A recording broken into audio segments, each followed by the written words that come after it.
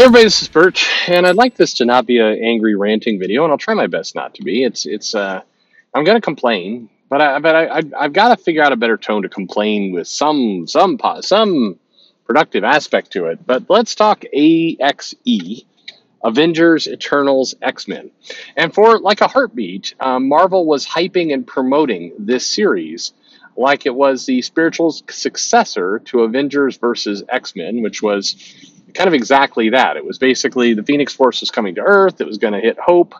They believed, and the Avengers didn't want that to happen because they viewed the Phoenix as a threat. And so they went to go attack the island. The mutants were living off the coast of San Francisco at the time. Make your jokes. And ultimately, the Phoenix Force wound up splitting into 5 people: Cyclops, Emma Frost, Namor, Magic, and Colossus. And then they became the Phoenix Five or whatever. And then they of course, the Phoenix Force corrupted them, and then they went on a crazy rampage. Namor wound up just effing up Wakanda pretty good. So anyway, this event was meant to be kind of a sequel to it. It featured kind of newly returned to the fold and big name writer Kieran Gillen, who is doing the Immortal X-Men, and some have said is kind of he's Marvel's kind of answer for Hickman departing the line. He's sort of the new showrunner-ish. Now Jerry Duggan, of course, is on X-Men, and Al Ewing is in there, and a couple others. So it's not quite the same, but definitely they're putting some hype around Kieran. And so this was a big event from him. He'd been writing the Eternals. The Eternals, of course, had a movie out. They tried almost every trick in the book, from Asad Ribic on art to bringing Thanos in a pretty major way into the book, to introducing what Thanos' great grand uncle, Uranos, and it just they tried with Eternals, but kind of much like the movie, nobody seemed to care about the comic. It didn't go anywhere. It didn't work. It fell pretty flat and continued to fall flat. And this event wound up being easily one of the most confusing, screwed up events. It delivered all of the problems of past events. So it claims massive ramifications. There were not. It claimed that it was going to. It basically encouraged the thing that people were worried about with the first Avengers movie, quote unquote, disaster porn. If you watched Avengers 2, Age of Ultron, the movie, you'll notice that in that movie, they make a bigger deal about trying to save people. It's because there's this brief Twitter outrage over the idea of disaster porn. This would be the Man of Steel, like flying through all the buildings, crashing stuff up. It's also one of the reasons why they did do those scenes in Batman v Superman, where they were kind of showing the consequences of the destruction. There's a brief period of time where people cared about that, but AXE just everything just being blown up. Cool.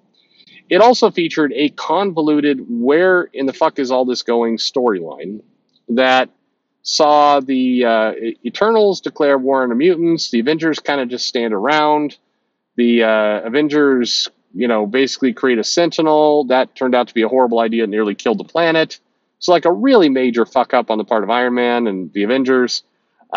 And then kind of some mild fighting, but then basically the story quickly transitions into the Eternal that was resurrected, was judging everybody, and very judgy.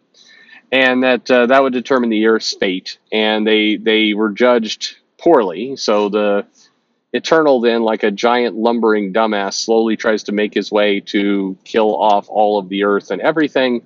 But then, is stopped through some last minute, MacGuffin, and reconsiders himself, everything, and the end. Just the end. And one of the Eternals ascends into godhood, but in the midst, all of the shit that was destroyed everywhere is undone. Like, no, we're going to reverse it. So everybody's back to life. We're just going to restore everything, which is somehow an even worse goofy screw up than what the X-Men have been doing. The big kind of, I guess, takeaway you're supposed to get is that the mutants are no longer going to hoard the resurrection protocols just to mutants. They're going to go ahead and back up poor people as well. And if you're poor or sick, if you're a poor person or a sick child, then they'll bring you back to life. which is meant to be a statement on something. I don't know. There's even a caption here like, nobody's going to bitch at us about only resurrecting some of the humans because nobody's going to want to complain about, poor people and children, coming back to life. And I'm like, have you not paid attention to America and the world? Nobody's going to complain about this. Are you sure? Because I'm pretty sure that people find a way. It's like, hang on, 48% of the people being resurrected are Anglo, and some of them have a penis. Can we resurrect them without a penis? Like, oh my God, what a fucking headache. But anyway, this event undid itself at the end. Basically, the only lasting consequence is that Cersei is, in theory, dead until they need to resurrect her, and the Athena has ascended. Is Athena, or Ajax? One of them's ascended into godhood. I don't remember who because it didn't matter. But the most egregious thing was absolutely that undo button they hit at the end of the comic. It just said, let's, we showed you multiple issues of the entire planet being cracked open and destroyed, and now it's all good. Everything's fine now.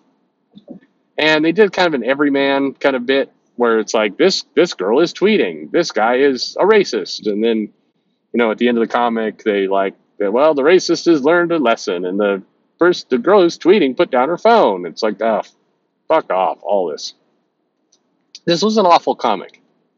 It absolutely was one of the most trivial, non-happening events that Marvel has done. And when you consider all the crossovers and all the things you had to go in, and the fact that Marvel was selling it like a big deal, like the Avengers versus X-Men, collectors, understandably, decided, hey, we probably got to buy this. Got our Mark Brooks covers. We got, some decent art, although the 6th issue decided to bring in some other people to finish it off because, it wouldn't be Marvel if you could get like 6 issues by the same person. But anyway, it was so transparently cynical, this comic, because it teased all this disaster nonsense, these big stakes, and at the end, and then everything went back to normal, and that of course is what comic people are used to. But when they're being charged $4.99 and all this for the tie-ins and everything else, it's crap. And the best way to put it is the people who made it. My car just starts beeping. I swear to God, there's like ghosts that float around under the car, or maybe there's a squirrel under there. I don't know.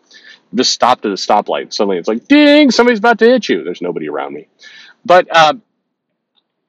see, now I kind of got off my anger rant. I'm too tired to be really angry. But you would be excused if you're really pissed off reading this event. It does not matter. Any kind of lasting consequences that they're going to try and pull out from this comic could have easily been done in the regular comic. You didn't need to invent for this. And the idea, like the characters acted completely unlike themselves. It's just, this is bad storytelling, and the people who made it and edited it and were involved should feel ashamed of themselves. This is one of those cases where, it's like rubbing your dog's nose when they pee in the house.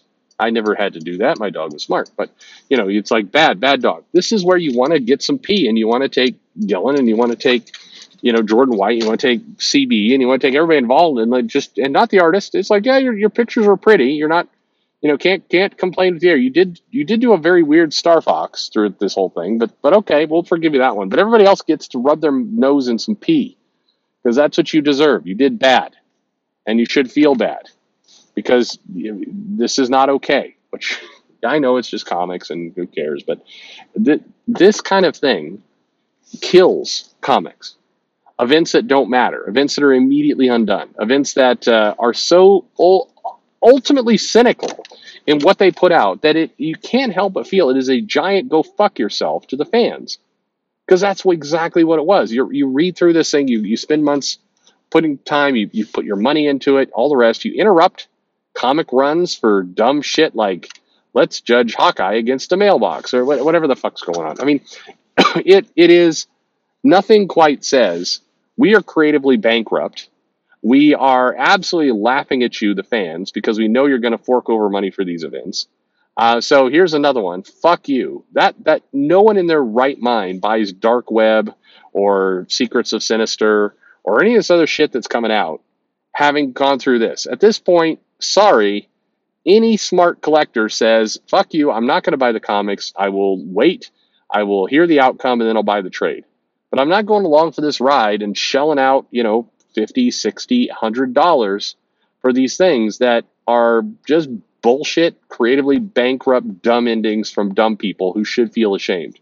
And yes, put their nose in some pee. So, thanks for AXE, you jackasses. I never wanted it. I never asked for it.